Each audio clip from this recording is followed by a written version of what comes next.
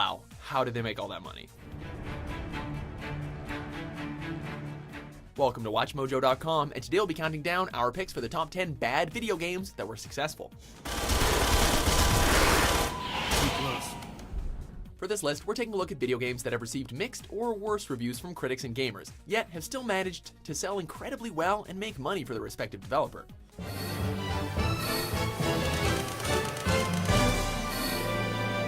We are ruling out titles that sold fewer than 1 million units, while also not including games like Destiny that failed to meet high expectations rather than being outright bad.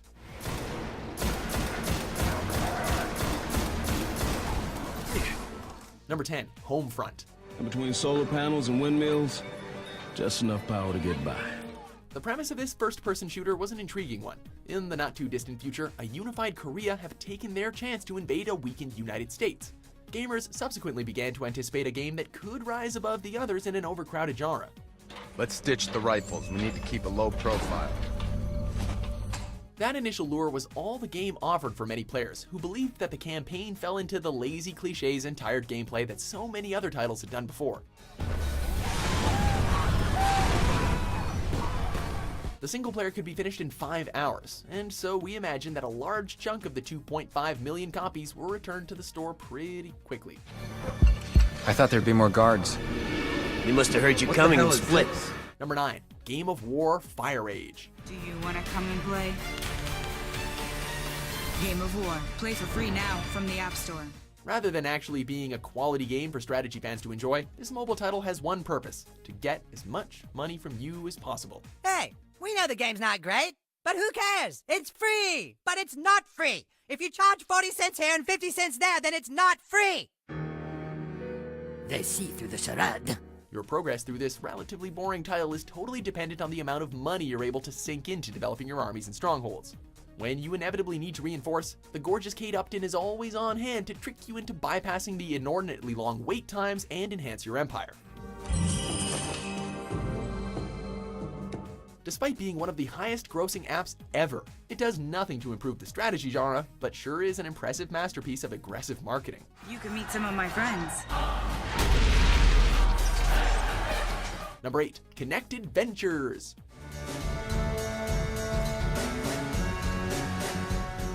Unbelievably, this sports game has sold more copies for the Xbox 360 than incredible titles like GTA 5 and Minecraft. Granted, it did cheat a little by coming pre-packaged with the Kinect motion camera, but such a repetitive experience shouldn't be the best-selling game ever for a console. Unlike other Kinect-enabled games, the motion controls here are actually pretty solid, but after a short period, you'll grow very tired of the limited minigames. Would it still have shipped 24 million copies if it didn't come with the Kinect? Absolutely not. Number 7, A Bug's Life. Surely we can just ignore the unrefined gameplay and clunky controls as it's a children's 3D platformer, right? Sadly not, as this movie tie-in offers little for anyone, let alone kids. The graphics do look relatively similar to the film universe that it's based upon, but the gameplay is far too mundane to suck you into Flake's adventure. The movie's profile and brand power was enough to make over 3 million customers shell out $40 for a dated title with a camera that made playing the game a chore for both parents and their offspring. Number 6, Aliens Colonial Marines.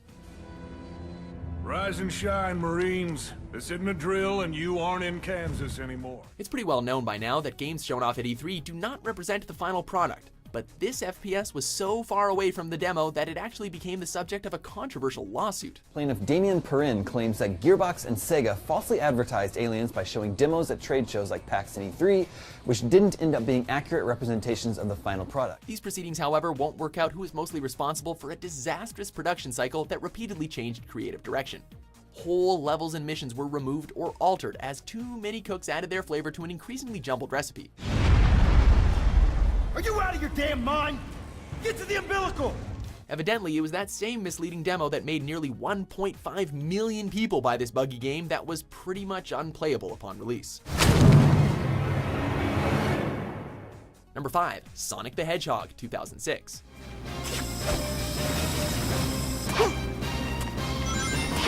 Even the most devoted Sonic fanboys can't defend this glitchy mess that barely has a redeeming feature in it.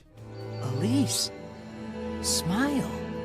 Many have said that the introduction of human characters to the story bordered on bestiality, and even if you remove the game-breaking bugs, it would barely be passable as a platformer due to its terrible controls. Jump! Over 2 million unfortunate customers endured the extortionate load times to find that the numerous glitches were pretty much the only source of entertainment in yet another Sonic failure. Are you okay? I'm so glad that you came. I always keep my word. Number 4, 50 Cent, Bulletproof. Hell yeah! Yeah! We can easily see why this third-person shooter sold nearly 2.3 million copies. Seeing 50 during the height of his career as a bona fide action hero taking on organizations far larger than his own set of gangsters is kind of appealing, right? For anyone who has little interest in the rapper or his comrades, however, there are few morsels here to sink your teeth into. The controls are at best tricky, and the linear layout of the game leaves you with little to do other than run headfirst into yet another group of very vanilla henchmen. Pity, I'm in fucking trouble, man. Can you meet me? Tell me where you at. Number 3, We Play. There's nothing glaringly wrong with this set of minigames that introduce you to the functionality of the Wii, but it's just so limited that it really shouldn't have been a game at all, let alone the 5th best-selling game for the console. The 9 minigames can be breezed through in under an hour and are not engaging enough to warrant another playthrough. Another flawed Nintendo title, Wii Music, similarly sold far more copies than it should have, but its 3.2 million units still are minuscule compared to the 28 million copies of Wii Play that were shipped.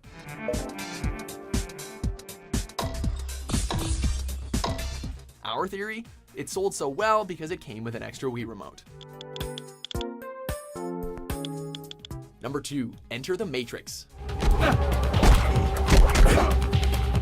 Had this dull action-adventure title been released after The Matrix Revolutions let down audiences, it probably wouldn't have sold as well as it did.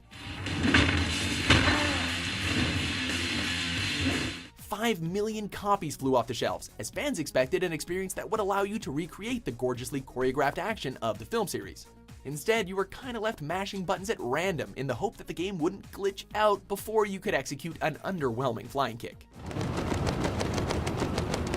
We'll tell you exactly what you need to hear. Don't go anywhere near this dingy entry to the franchise. Man, reality can be a bitch. Tell me about it. Before we reveal our top pick, let's have a look at these dishonorable mentions.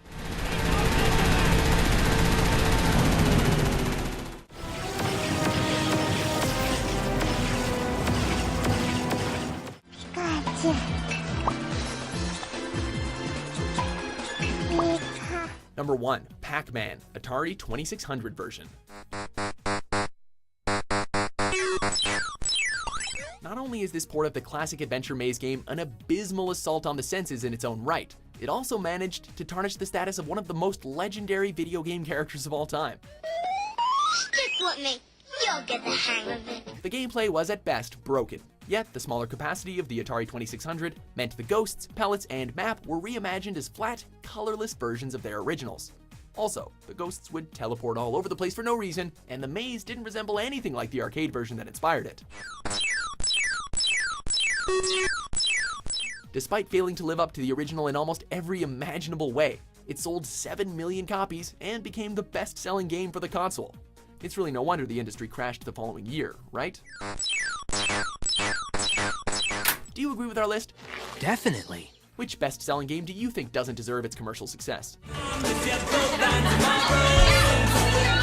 For more top 10s that pretty much deserve to be successful, published every day, be sure to subscribe to WatchMojo.com.